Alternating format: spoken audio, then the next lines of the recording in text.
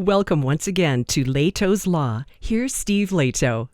Had a whole bunch of people send me this article. It's in the news because of the car culture aspect of it. But the Diesel brothers hit with $850,000 fine for tampering with truck emissions. Stories reported in thedrive.com. Jalopnik also had a version of it, and it's been all over the internet. And I got about, 30 or 40 people who sent it to me, so I thank all of you.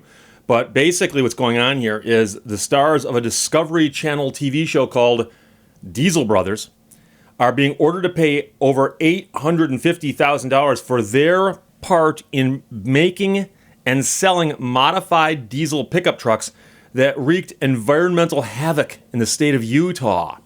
Okay?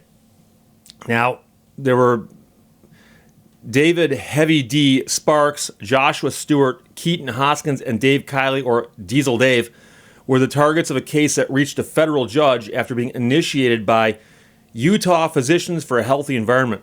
The judge ruled that the defendants must pay the amount to the United States government and Davis County, with additional restitution potentially on the horizon.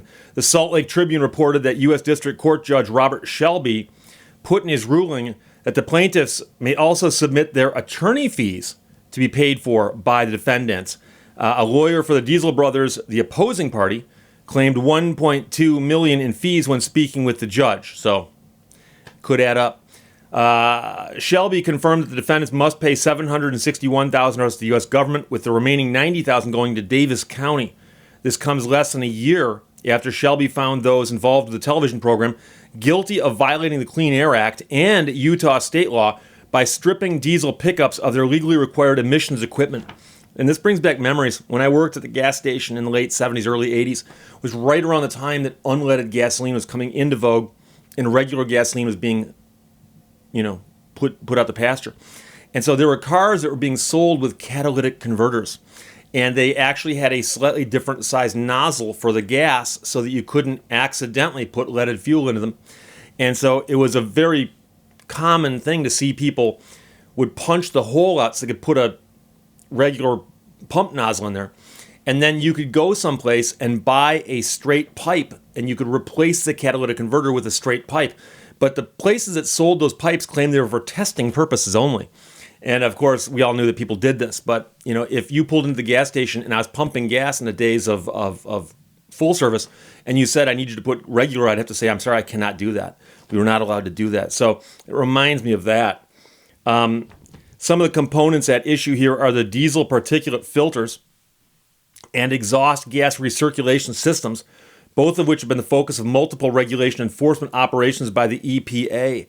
Court documents also say that these fines cannot be discharged in bankruptcy. And that's one of the things that people are going to ask immediately is, they got hit with big fines? Can't they just go to bankruptcy? No, you can't. And there are always things that can't be discharged in bankruptcy. And so a judge can do that.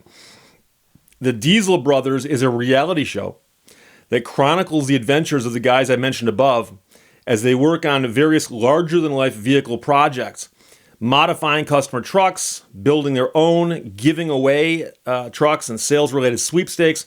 Essentially, everything is tied to making pickups bigger, louder, and more outrageous than the rest. And this, of course, is the Drive, Caleb Jacobs, in his description. The Discovery program is more or less the result of a diesel-related retail empire that Sparks and the others have created with customization culture at its core. And I'm going with his description because I've never seen the show. I've seen ads for it, but I've never seen the show. I'll admit I used to watch Fast and Loud, which is another car show. But when Aaron Kaufman left, it lost its luster for me. I like Richard, but Richard's more of a sales guy, and Aaron was the car guy. Prior to being on television, the crew made a name for themselves through YouTube and social media with antics, often tied to rolling coal on other cars.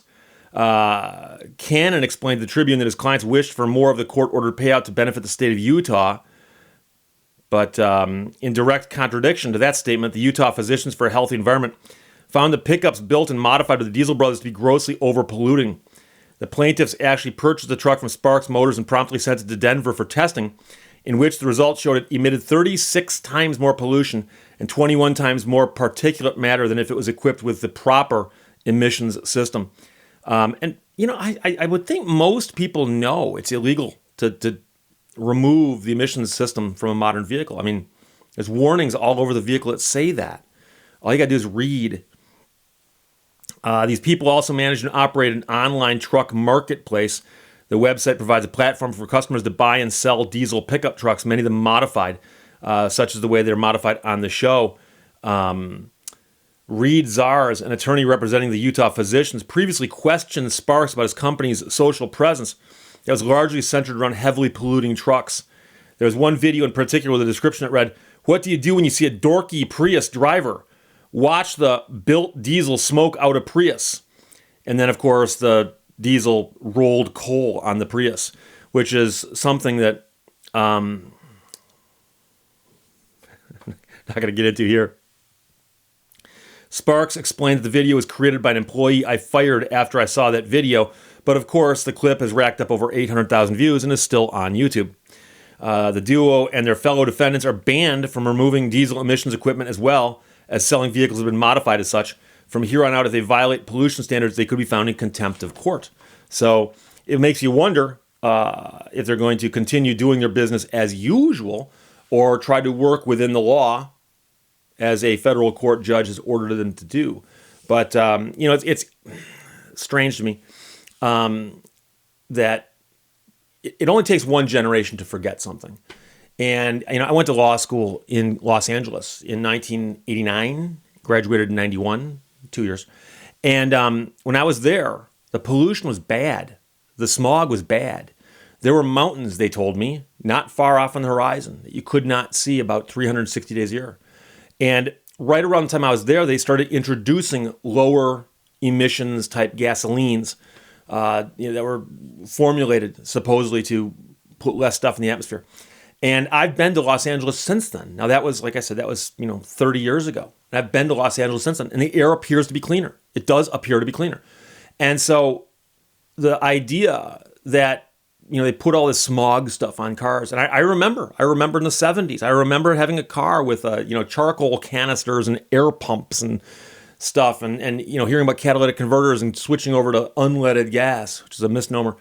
And I remember at the time there was this griping about it. Like, oh my gosh, what they're doing to cars, they're smogging them down. They're making the engines less powerful. And it just seemed so wimpy. There was a time when you get a Hemi, the engine in that car, well over 400 horsepower from the factory, probably 500 horsepower from the factory, louder than the Dickens, and just spewing stuff.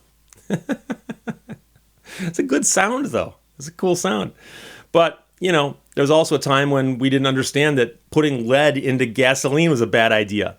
So times change, and, I kind of understand the backlash and the feeling that it's government restrictions, too bad. But the idea that we're going to go in the opposite direction, strip the stuff off our vehicles, and purposely billow smoke to prove a point because we're jealous of the guy in the Prius,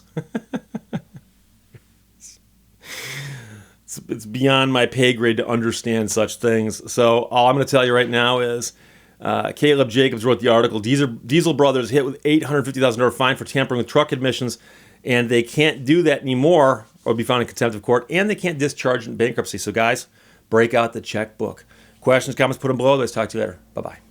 Thank you for watching Lehto's Law. How many computer programmers does it take to change a light bulb? None. That's a hardware problem.